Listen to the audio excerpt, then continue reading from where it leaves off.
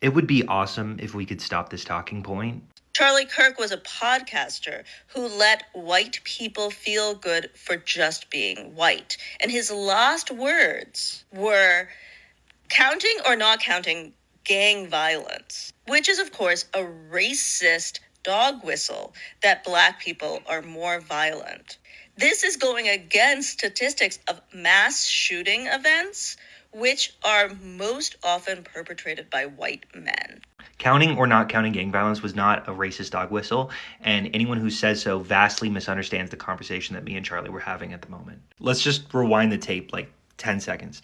So I asked him, how many trans shooters have there been in America? Charlie says, too many. I said, there have been 5. Do you know how many mass shooters there have been in America over the last 5 years? And then Charlie says, counting or not counting gang violence. This was actually a very fair question. I have a lot of conversations about gun violence and the statistics on mass shootings. My pinned video on TikTok goes over this.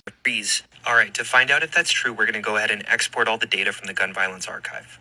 Okay, perfect. It is extremely difficult in the data to parse between a mass shooting and a gang shooting because largely they will just use the distinction of 3 or more injuries or 3 or more murders, kind of depending on the distinction that you're making. And a lot of gang shootings have 3 or more injuries. So Charlie was saying, yeah, in your data that you're giving, 5 trans shooters out of 5,000 sounds very minimal. But if we're taking that data at its face, we're going to come to absurd conclusions, like, for example, that Black people commit more mass shootings, which we all know is false.